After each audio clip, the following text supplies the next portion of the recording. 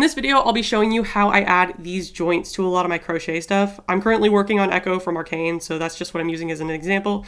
But you can see that these joints do bend. They just add a little bit of detail that I personally really like.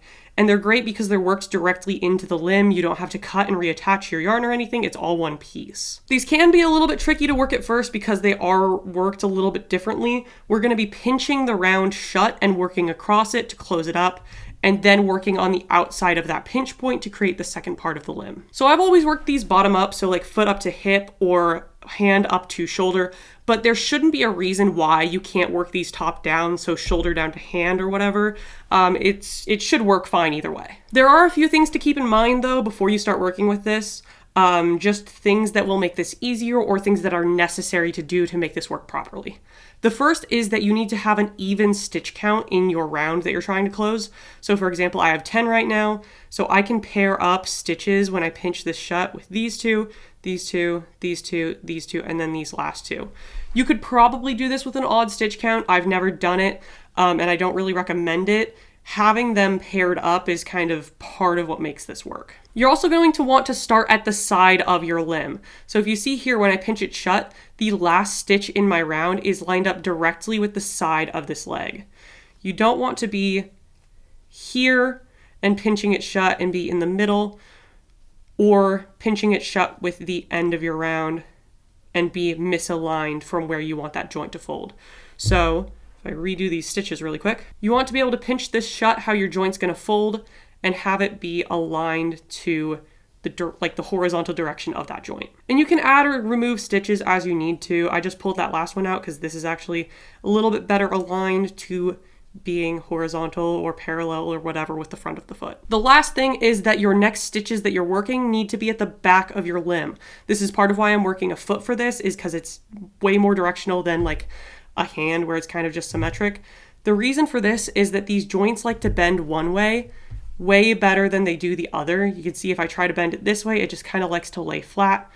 So in order to make them bend the correct direction, you need the part that is going to fold over being the part that you work next. So you want to be facing like the inside of the joint. So the back of the knee, which is the part that folds inward, or the back of the elbow, the part that folds inward. All right, with all that out of the way, let's get started on actually working this. You're going to want to stuff your joint before doing this because again, we're pinching this shut.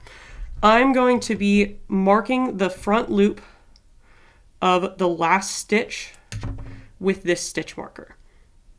This is going to help us locate this later, and I find it very, very useful. Now, what we're going to do is we're going to pair these stitches up. So I'm going to go in the back loop, so just this back loop, of this next stitch. So just the back loop. Now I'm going to go around and I'm going to find the back loop of this front stitch. I'm going to keep my yarn behind my hook like this, but the back loop of that first stitch and go in there as well.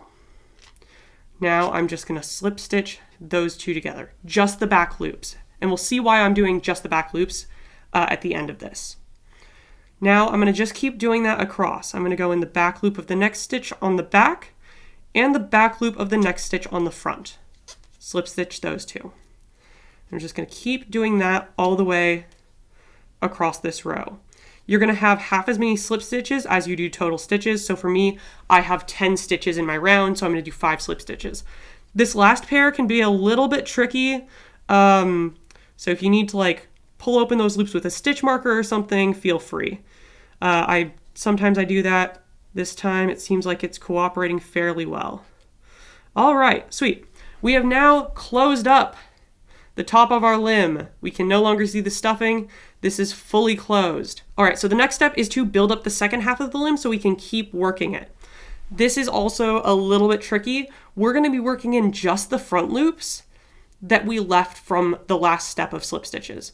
So the place we're going to want to work is half our stitch count away from this first stitch, or you can think of it as the front loop of the last stitch of the front of our limb, if that makes sense. If it doesn't, the easiest way to find the loop we're working into is start at your marked loop and count back half your round. So for me, I had 10 stitches in my round. I'm starting at this loop and I'm counting back 5. So 1, 2, 3, 4, 5. This is that 5th stitch right here. You can see 1, 2, 3, 4, 5 right there. That's where I want to insert my hook for my single crochet. So I'm gonna insert my hook into that loop and just do a single crochet into the front loop of that. If you want, you can now mark this stitch as the first stitch of your round. So you'll notice that the start of our round has now migrated halfway across our limb. So that's something to keep in mind. This is not a technique you can really use with an existing pattern. It will screw up the location of your stitches, but you can always use it if you're freehanding something on your own, which is what I tend to do. So now we're just gonna be single crocheting in each of those front loops across. So I'm gonna just do all of these single crochets, get into this guy here. Can remove that stitch marker now. At this point, I will have 5 single crochets done. I'm gonna turn my work to the back